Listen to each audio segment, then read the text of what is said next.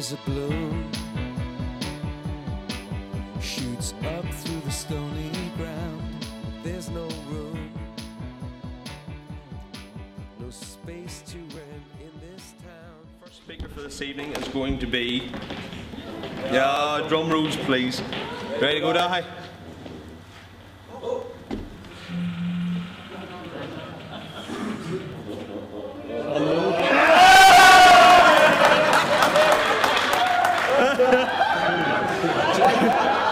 Dahi used the word serendipity earlier on, so I think somebody was looking down and giving him an absolute. I was so happy at the first TeachMeet because my name was on the random name generator, and I got out of this without having to speak at all.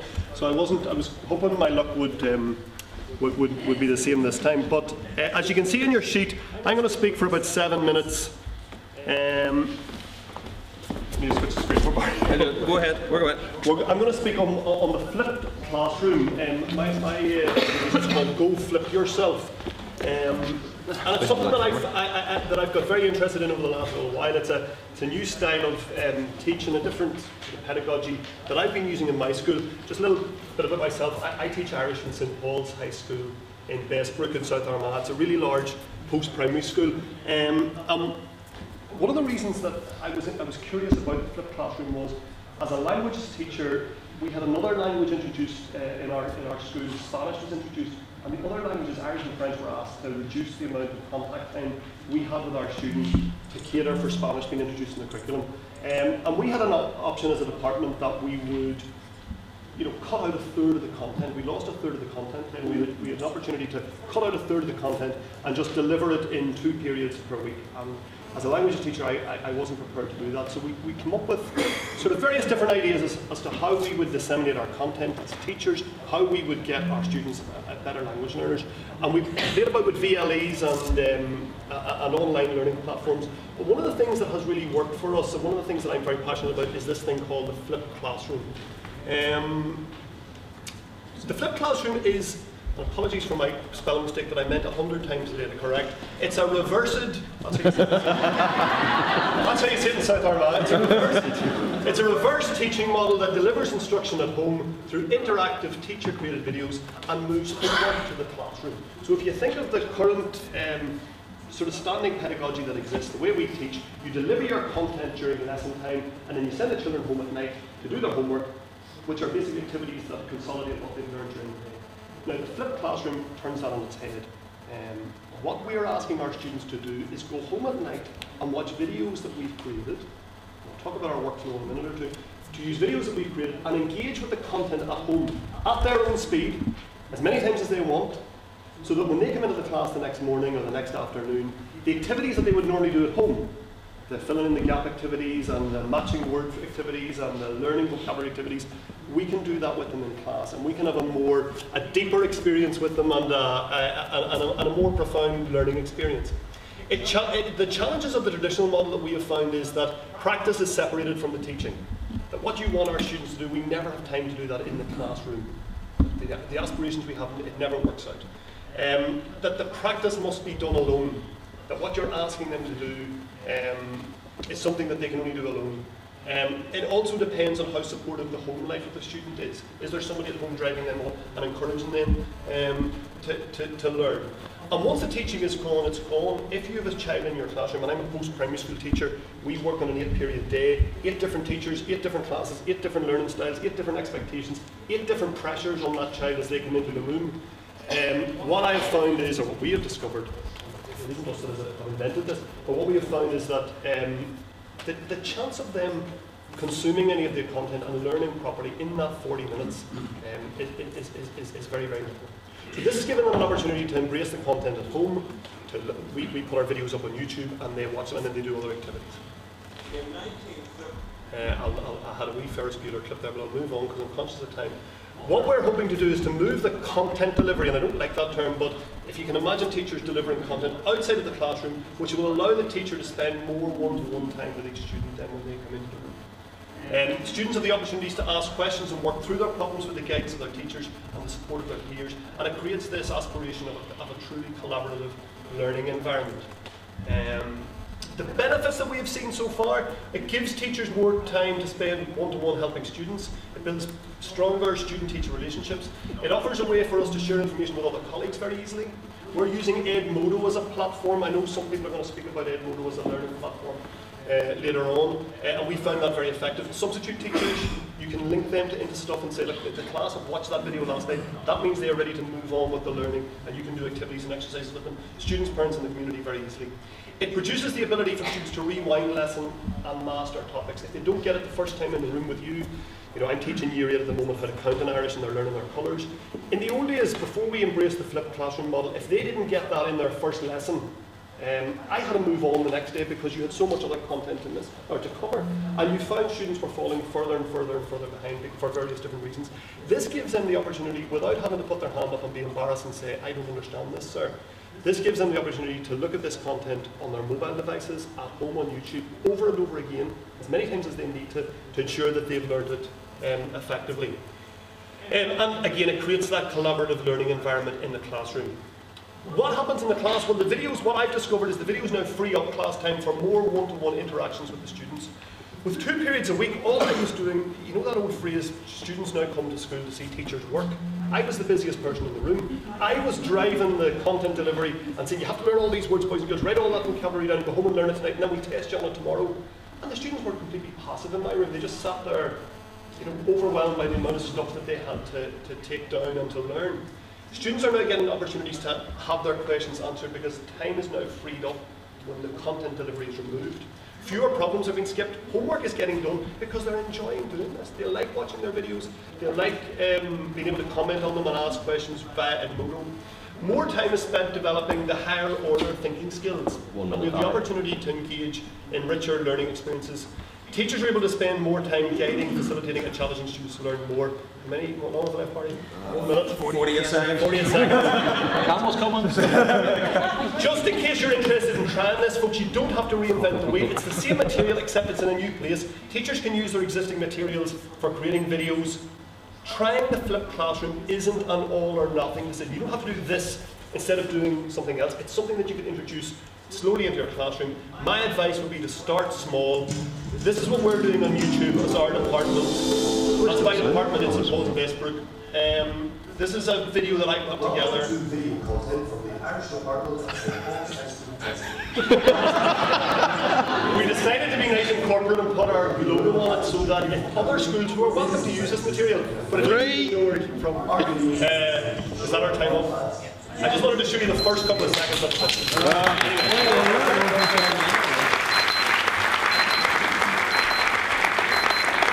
Thank you. I wasn't expecting to speak. I kind of thought that it'd be nice to let me off the first time. I'm a nursery teacher, so I was going to call mine Revenge of the Nursery Teacher because I usually go to things and have to listen to secondary school teachers and very and it's got nothing to do with me. So I thought, captive room, and I will talk to you about my passion, little children. I was very fortunate to go to Norway 4 years ago and spend a week in an outdoor kindergarten. And I just loved the things they're doing with the children, and I wanted to bring it back here. So I went and looked for lottery funding and PTA funding. And for 2 years, I was very lucky. I was able to take my class to the forest every week. But now we go once a month. And we're letting them whittle with peelers and cook around fires and climb up trees and fish in ponds and things that I saw children in Norway do and children here generally don't get the chance to do. So I've just made a little photo of each one. It's forest fun. No, I had 2 minutes. Have fun. So you can just see what my children get up to in the forest. Visual. It was 2 minutes. 2 minutes. Full screen.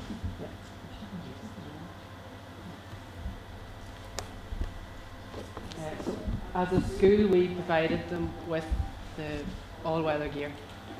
I'm very lucky my principal supported me that this was money well spent, rather than waiting for parents to send it in. And then the council gave us high-vis jackets.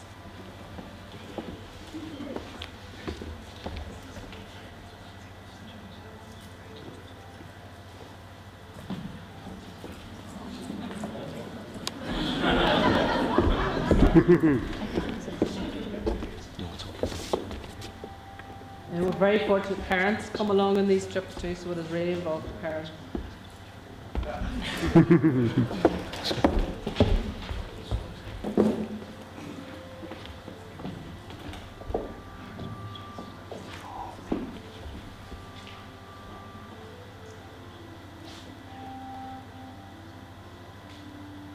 We would go to peatlands outside Dungannon, and for 2 years we were very lucky. We had rangers and education officers, and they were the guys who lit the fires and stuff. We don't have that anymore, but we've gone further afield to Craigan inside Omagh, and one of the guys actually moved there. And it's a much bigger site. We go there a third term when we're more sure of the children and we know we can trust them with steep banks and rivers. And we try to eat outside, even in the snow and the hail. I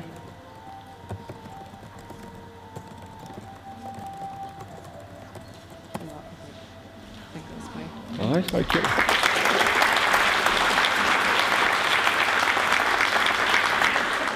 Hoping I wouldn't have to do anything tonight. I was thinking, could I come with an excuse that I've forgotten my presentation, but then they know that they're usually online, so that's not a good enough excuse. Could I just say that I'm too tired, I haven't had a chance to do it, so I thought no, and my staff will vouch for me. The last 20 minutes before I left this afternoon, I sat down to put something together, and I thought, you know, what am I going to do? So I thought I would show you something that I've experienced recently. I visited, or I was at the Titanic building last year for the TEDx talks, and we had, and I've got his name written in my hand so I don't forget his name, Chris Horn from the Science Gallery in Dublin. And I thought I would share with you just it was inspirational enough for me and my husband the last time we were in Dublin to see Lady Gaga, that we thought that we would go round and see the Science Gallery just to see what it was like, and it was absolutely amazing, an amazing place. And what I want to do now is just to say to you that if you have the opportunity to be in Dublin, if you have the opportunity to take children to Dublin, if you're on a school trip, you should take them to the Science Gallery, because overall what they're trying to do is to get children switched on to STEM again by using this is a project they set up that's linked with University College and the trip down to Trinity.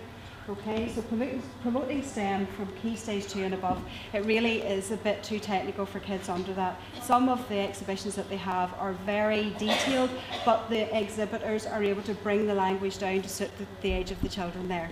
Okay, so obviously promoting STEM. So the Science Gallery is a world-class, a new type of venue where today's white-hot scientific issues are thrashed out, and you can have your say, a place where ideas meet and opinions collide. And really what they're trying to do is look at the science of art, or the art of science. They're trying to pull it all together. And they've run a whole lot of different kind of exhibitions, like the science of food, the art of food, the science of colour, to try and bring it alive for kids to switch them onto it. Okay, and quite an innovative building, I'm sure you'll agree. It's on Pierce Street in Dublin. So the exhibition that we went to see was based on, can you guess? Superheroes, magical materials, and it was unleash your superpowers, okay?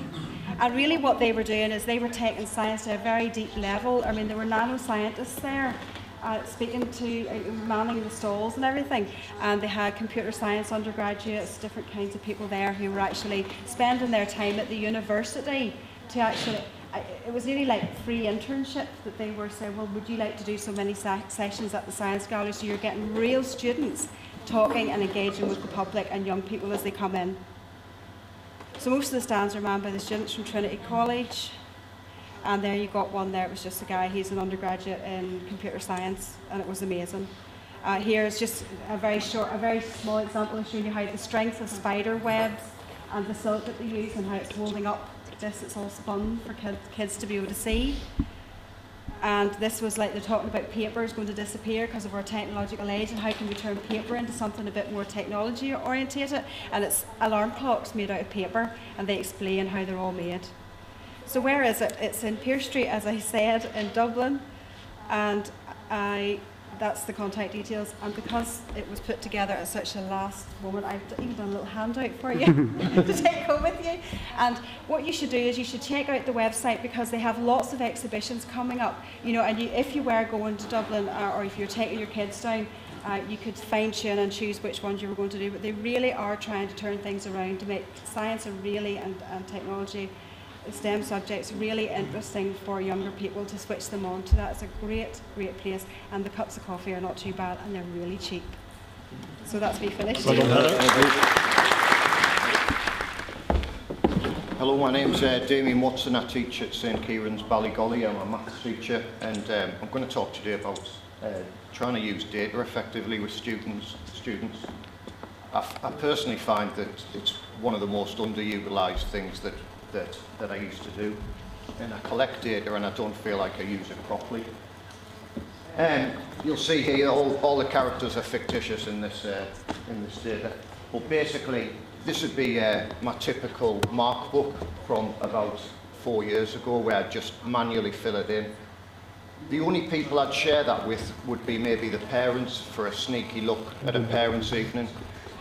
Obviously they'd be getting their information as well, and basically it's of no value to the student apart from the little bits of feedback that they get in the book. Take them up there, Barry, will you? So to me, I wanted to use it as much as possible. I want to try and bring data to life a bit, and every school, a good school at the moment, is talking about using data effectively, using it for teachers. So I wanted to try and make something worthwhile for students. So using Microsoft Word and Microsoft Excel, I created a report generator as such. Just to show you what I started off, first of all, I just imported the data that I had and typed it into a spreadsheet, but that in itself is no use at all. No use to the student, a bit of use to me, but not much. So then I advanced to the next stage, which I think we all go through, where we've gone to conditional formatting, and again, it looks a bit prettier. Much use to the student, a tiny bit. I mean, the one thing that they did like is that they could see that all of them were, well, a lot of the students were struggling at those two topics. So I shared this with them in class, and they could see that they struggled as well, which reassured a few people. It was good for me in my planning that I could target topics that I'd have to improve in my teaching next year. But again, I didn't think it had that much value. So what I did is I then used that information and mail merged it, and with that mail merge produced a report, and that report I can email to students. So without going too technical, basically I had the spreadsheet look across, and if they got better than 65% on that piece of work from a test or from a bit of classwork, I considered that topic as good. Between 40 and 65%, that was okay. And basically then produced a little report based on that. So I gave them a little comment, these are what they're good at. This is before it's been merged, so this is just a view. This template you'll be able to take if you would like. Alter any of the fonts. Obviously you don't want my school logo, you don't want TeachMeet, and you might not like my cheesy comments like woohoo, but I like to try and make it a bit more fun for kids. So Barry here, a great student, as you can see, his target is an A*, and this from my mark book now has produced a bit of data that is useful to them. I do revision sessions, and students come to revision sessions, and I say, what would you like me to go through? And they go, you pick a topic. And I find that quite frustrating, that they should be telling me what topics they're not good at. But how are they able to do that when they've just got to look through their exercise book, and some of them don't even know what the topic is? So these are the topics that Barry's mastered as such. Still, he might not feel he's great at them, but still, he's now got in place the topics that he does need to work on. So these are topics he's okay on. He might need a bit of work, and these are ones that he definitely needs to go away. So now they've got a tool that can make them a bit more independent, that they can go away and actually use the data and actually come back. So from that alone itself I felt was very useful to them, and I emailed that to the students. So to save on printing them out, you can print them out by mail merge, or you can send it via email. So I've got the pupils' email addresses. At Christmas time they'll get an email. I could send it to the parents as well if they wanted. They can pass this on to a mentor or a parent or a tutor at home, and basically they've got now information that can help them work. But then I thought, well, why not make use of all the data, all the digital information that we've got out there? Dahi was talking about video tutorials and flipping classrooms. Well, there's video tutorials on shading fractions, so if that's something the week at, they can then click on that hyperlink there, that button there, and it'll hyperlink to the YouTube of how to shade fractions. A worksheet, some of them might prefer worksheets, they're different sort of learners, so some of them might want worksheets, some of them might want to see the lesson material that I used. So that can go on forever. You can give them a variety of information, but I chose those three.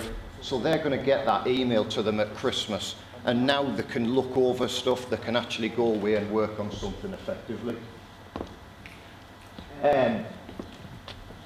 To me, I think that gives them something finally that they can actually use the data for. Going back to the way I was, where I was writing it in my notebook and not sharing that information with hardly anyone.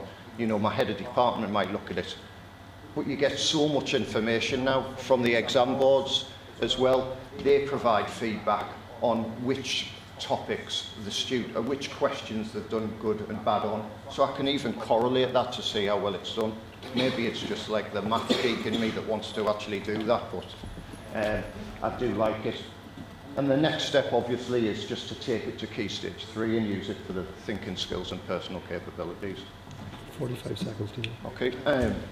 If you want a copy of the spreadsheet, because the spreadsheet works for any subject, all you have to do is type in your data, and it will just automatically create the report to you. So there's my email and my Twitter account. So get in contact with me if that's any good to you. Thank you. Thanks, Stephen.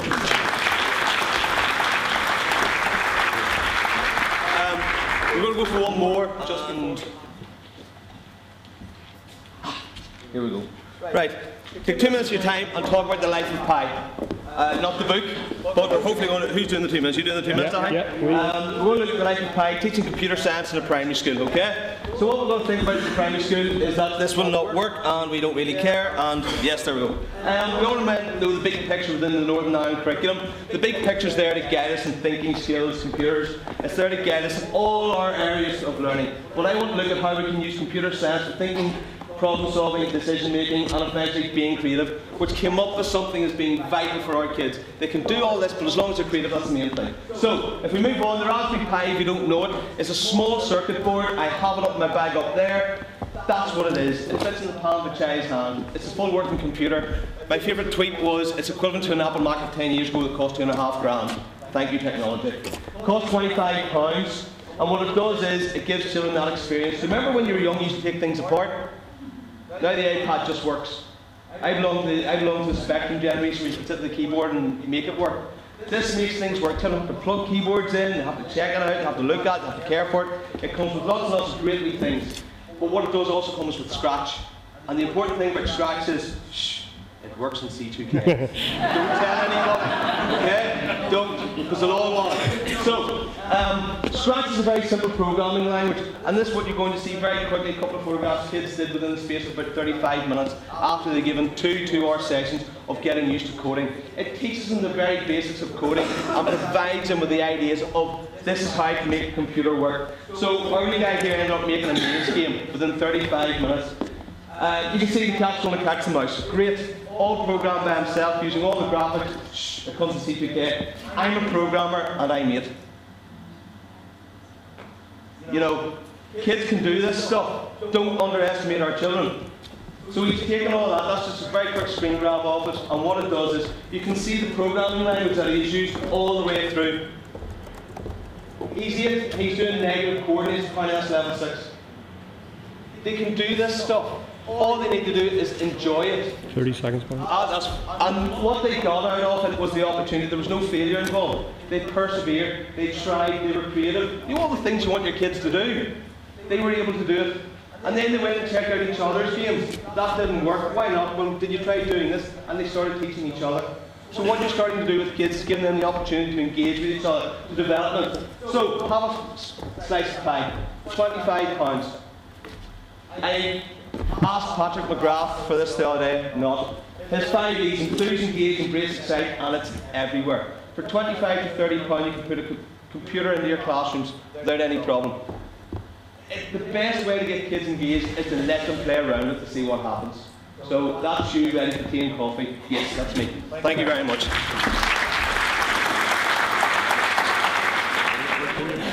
Are you okay? All right. No, she. Two. Are we ready? Rock and roll. Right. Myself, like Barry, will talk very fast because it's a 2-minute presentation and this will last for 12 seconds.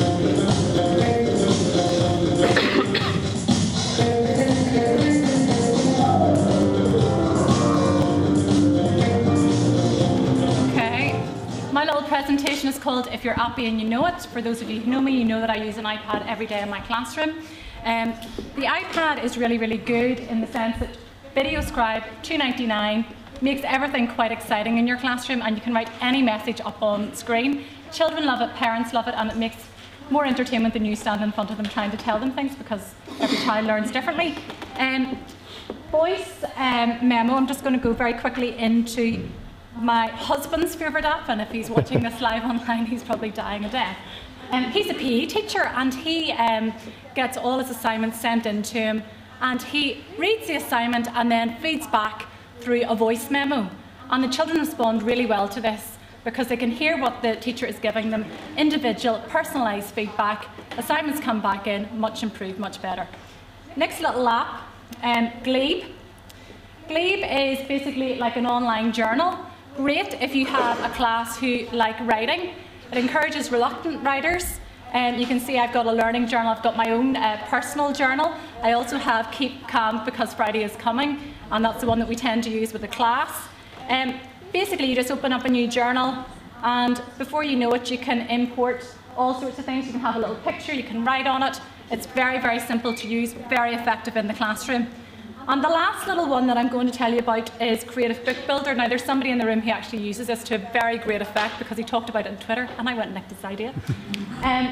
These are little books that I have made because sometimes as a teacher, you can't find the book that you're looking for. And you can then now make your own on the iPad, and then you can share it as an iBook with your staff or through Kindle. There we go.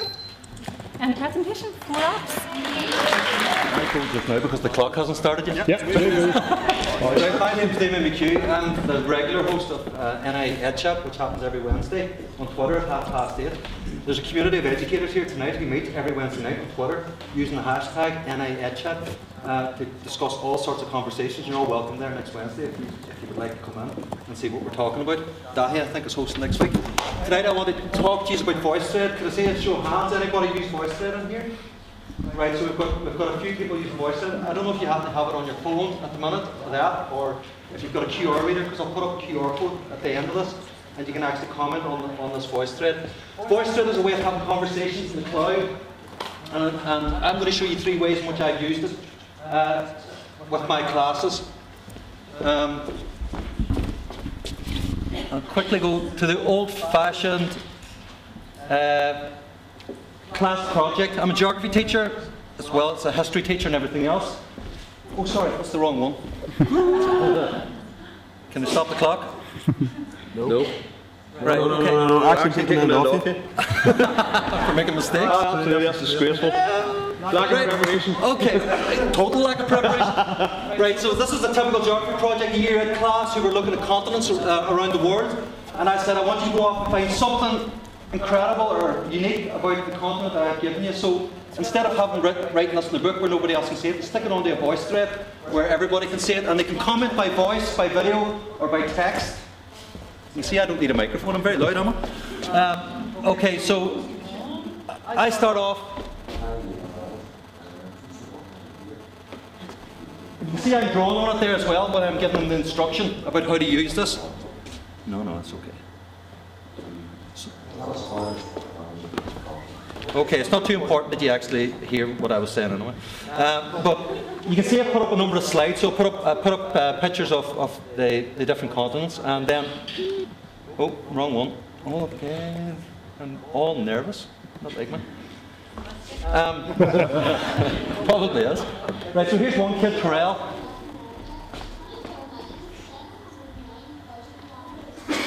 You get the idea?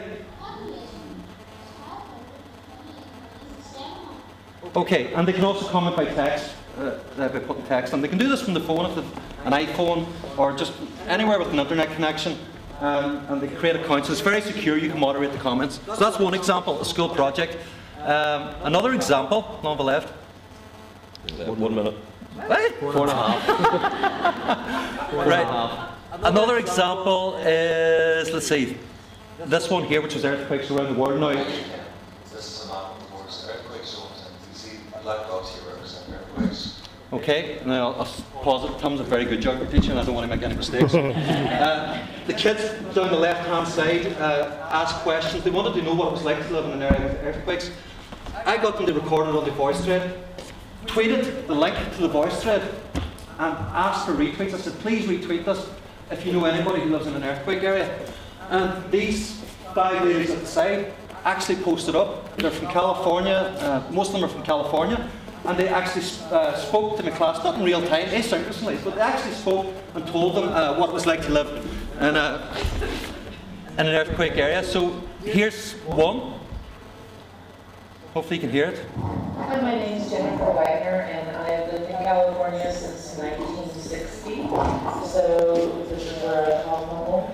And in answer to your questions, the preparation that is done is usually not as much as should be done. We tend to react and then think later, oh. Right, so you get the idea. The kids had asked questions and they were coming back. Okay, there's another example I did with a GCSE history class where they wanted to find out about what it was like to be involved in the Vietnam War. This was a real struggle. I only managed to get 2 people to actually come on and give their experiences.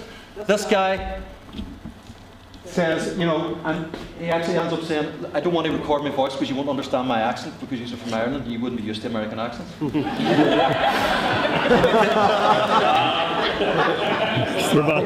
must have heard our Strabane accent. Serving in the military during the Vietnam conflict was very difficult.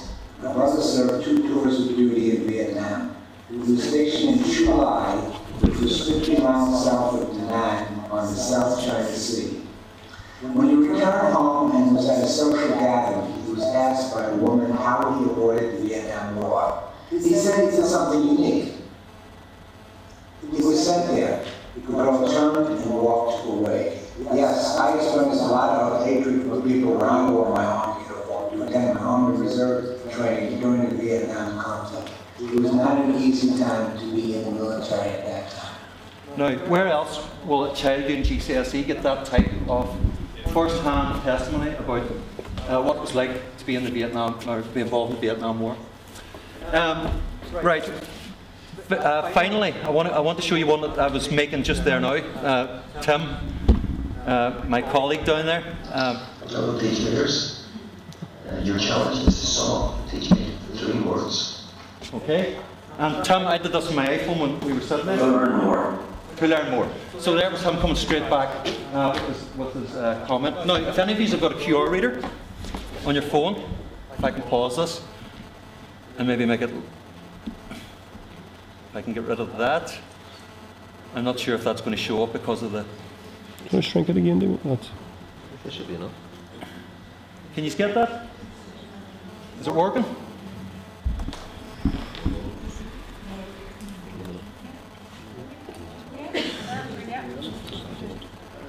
Okay, so if you've got the voice thread app and you've now scanned this with your QR reader, please tell us what, or describe TeachMeet for us in 3 words. That's all I want you to do. If you want to come up and scan that, you can.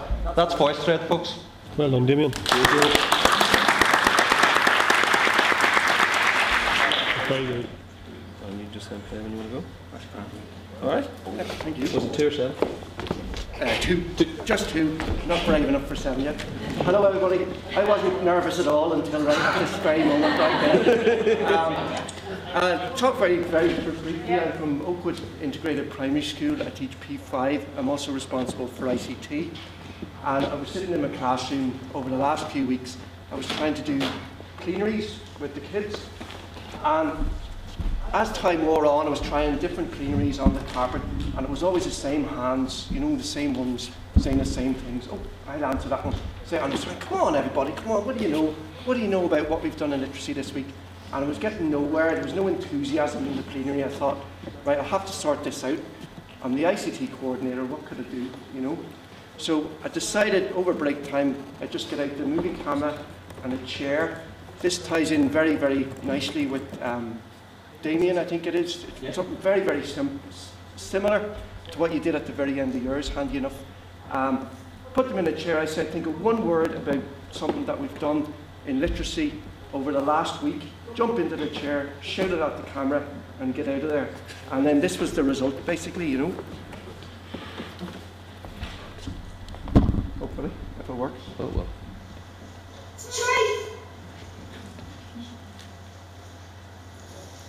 Connecting words. Complex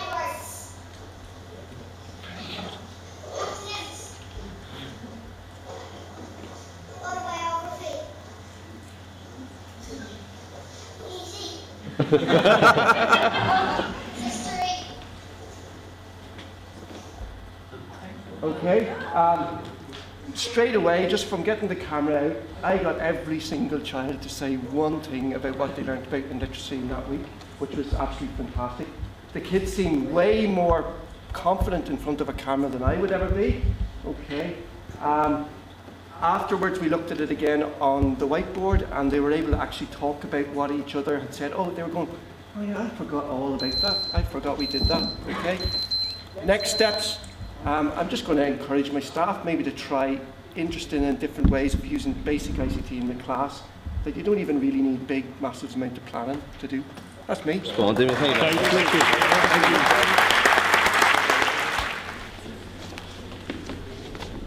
Okay, hi, how you doing? My name's Tim Anson, and I got a tweet from my wife about 10 seconds ago, which I'm going to read to you.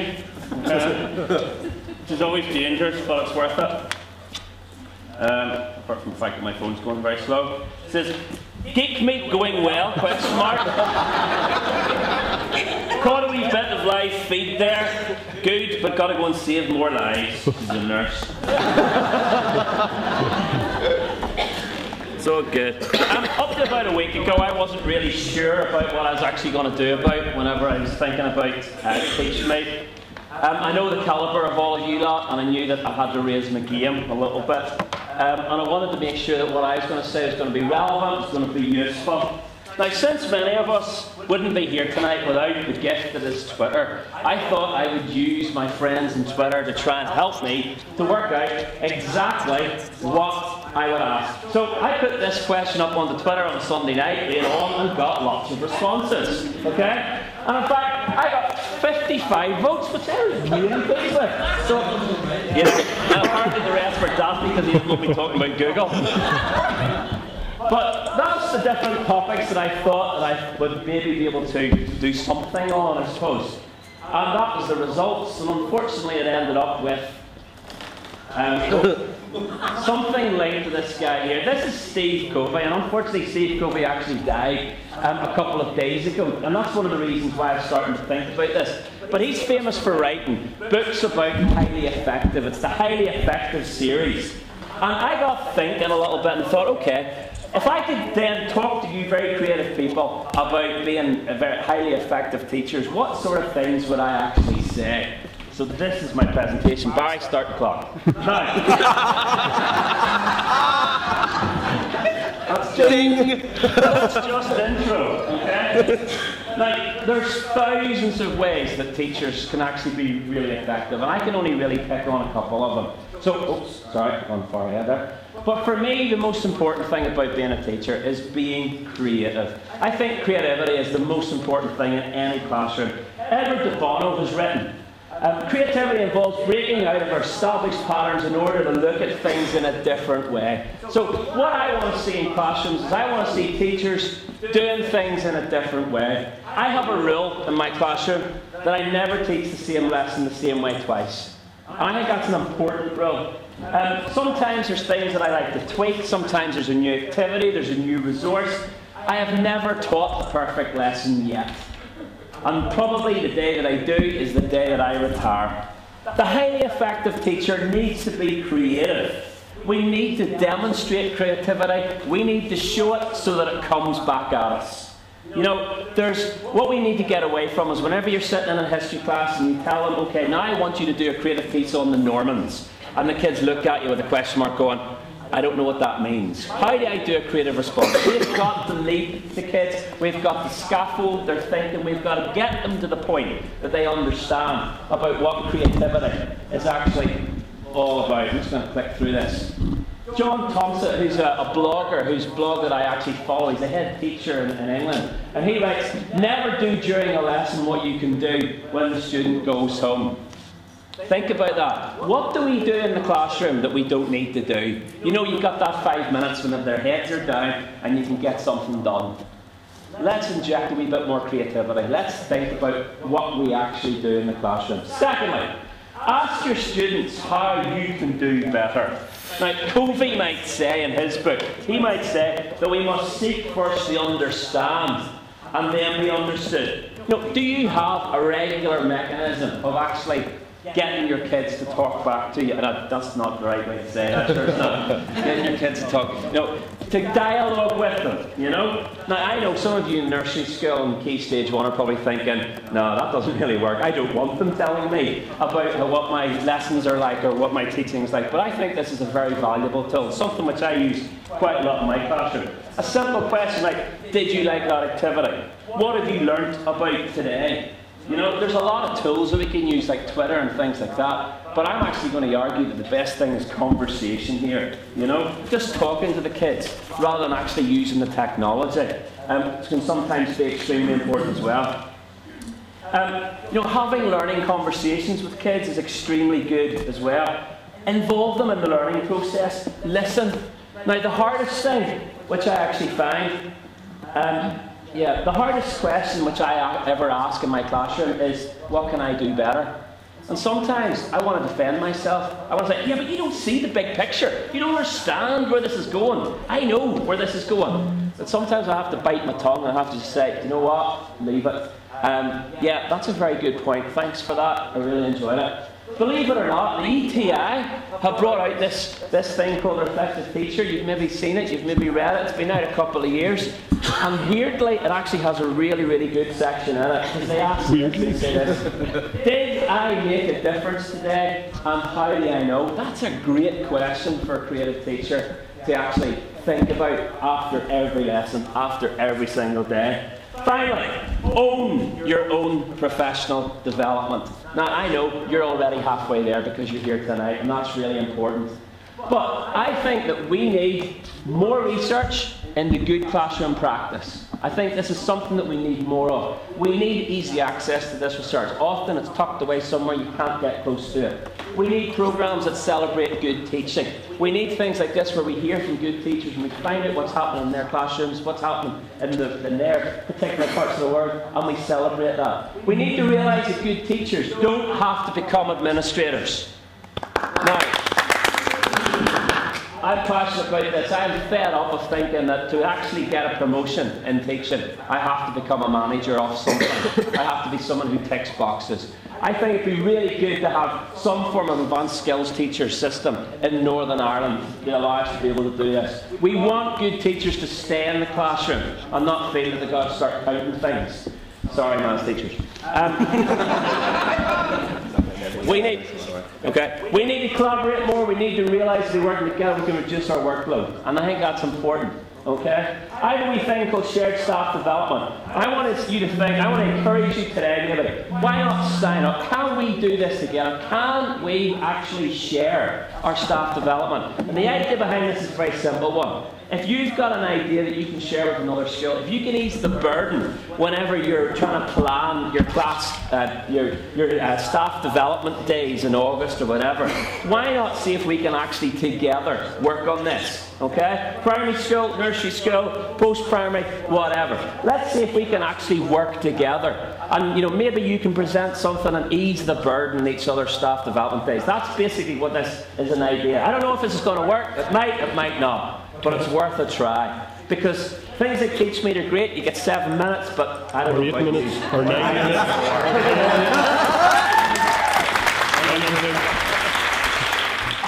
brilliant. And we've lifted off. Fantastic. Okay, let me just check it's going to work. Ah, super. Got to bear with me, unfortunately. As the guys were saying, I'm new. Wednesday night, end of NI Ed chat, come into the house, flicked it onto the Twitter, sitting having a look. Have I come out? Have I popped out or what have I done? Keep going, you go. Okay, I'll keep going. And it ended up that, I think it was that, they said, look, really need presenters for Friday night, like a couple extra people if you want to have a go. And in some strange moment of madness, I said, yeah, I'll do it. Okay. Don't know what we're going to talk about though. And Q, an hour and 15 minutes is going, I need to think, I need to think, I need to think. So if you can see coming through the flicker there, and what we have we chat about digital storytelling. Digital storytelling is something that I've been really passionate about in a number of aspects over the years. And my role is a learning support teacher for Key Stage 2 in Ballyclare Primary School. So we're out in sort of southeast Antrim. And as a learning support teacher, I normally find that children struggle an awful lot with a lot of the basics of story writing and a lot of basics with sort of multi-literacy and things like that. And I feel digital literacy is fantastic to instill a sense of narrative, to instill a sense of character and plot, and to really stretch where they're at in terms of their writing and to develop it and to mature it.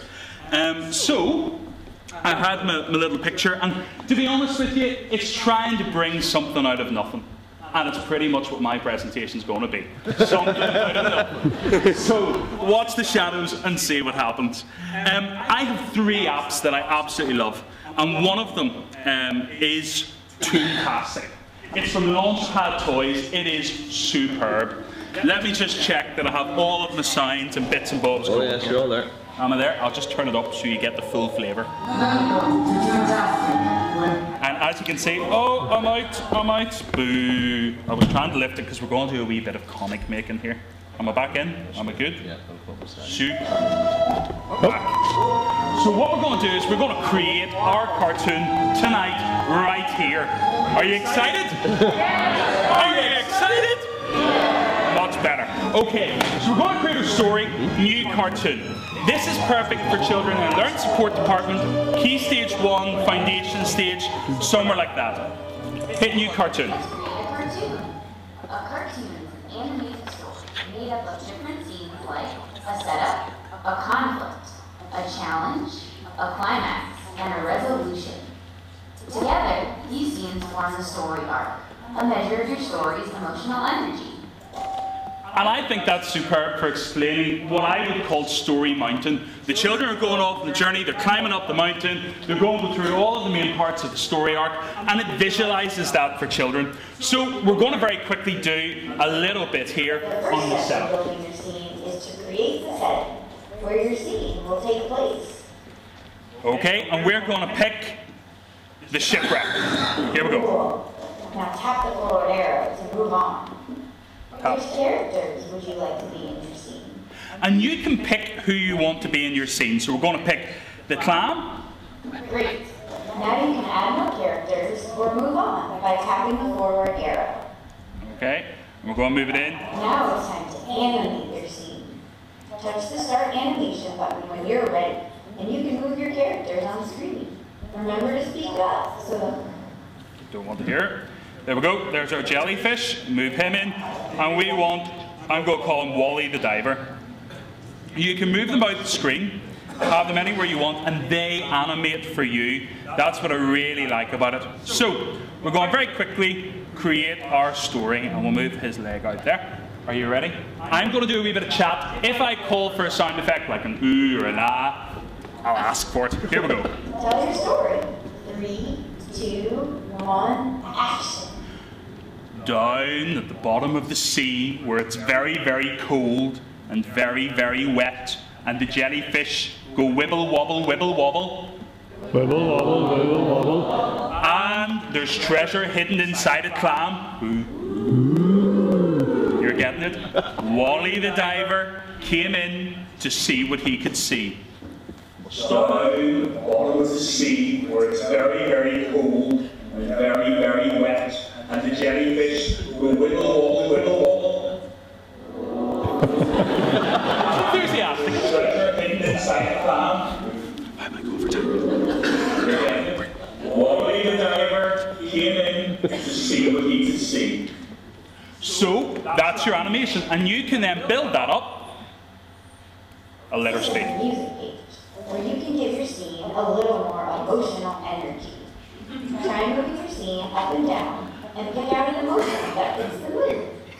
Okay, so if you're watching the bottom, as I move this up and down, the emotion bar, there's passionate, there's ecstatic, they're really good. So we are looking for probably, let's go down, we'll have a wee bit nervous.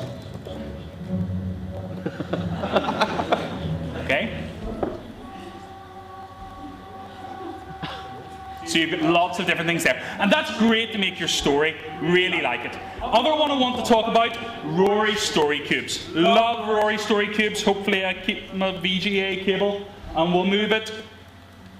And there you go. Sound's off. What have I done? Oh, you're off. Am I off again? Boo. It'll come back.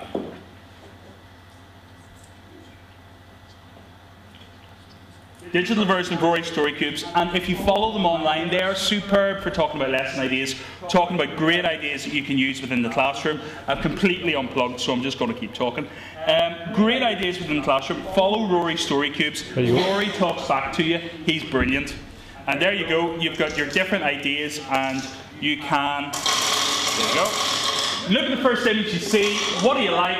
I like the light bulb. Once upon a time, there was a light bulb. It wouldn't light up. We didn't know what to do. And you can begin with a Key Stage 2 class to build your story arc, to build your story mountain, and to work your way through. And it's literally 9 dice, 54 images. You've probably seen the physical version. This is a great little app. I'd love them to make an iPad version that you didn't have to, blow up and zoom down. My last one I want to show you very quickly is Comic Life. Love Comic Life. Comic Life is superb. We've known it in terms of the Windows-based program from Plask. Oh, it's disappeared on me. Windows-based program in Plask, but now it's here for iPad. Really, really simple, and you can use it with your children. Again, as soon as I lift it, it'll probably disappear on me. That's your time, Simon. Okay, how am I fixed? That's you done. Oh, it's me done? Yeah. Oh, disappointing. Well, I'll have a look at it. They were my 3, and thank you very much for having me. Hi, I'm Chanel. I teach primary 6 and first time speaking at TeachMeet, so apologies for the nervousness. I was lucky enough to go to the Boston Learning Conference in July and came back with all guns blazing, deciding that we're going to revolutionise what was going on in the classroom, and instead of just substituting with technology, we're going to think about modifying and redefining our teaching. So Edmodo is one of the ways that I've been using since September to engage the children outside of school. Edmodo, if you haven't come across it before, is a social learning network, and the tagline is anytime, any place learning. The children can get in contact with the class group and with the teacher outside of school. And this evening, as a way of avoiding having to talk much, I have a presentation which is just a few screenshots from Edmodo, and I'll show you how I'm using it in a primary setting.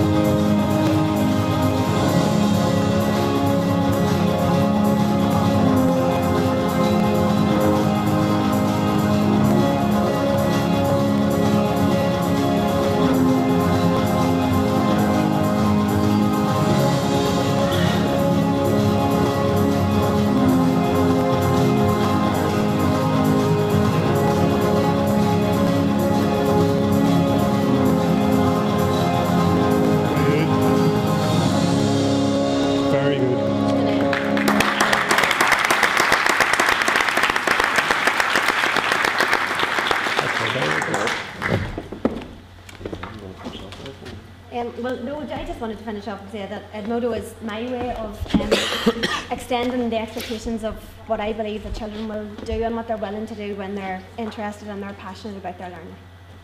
That's well done.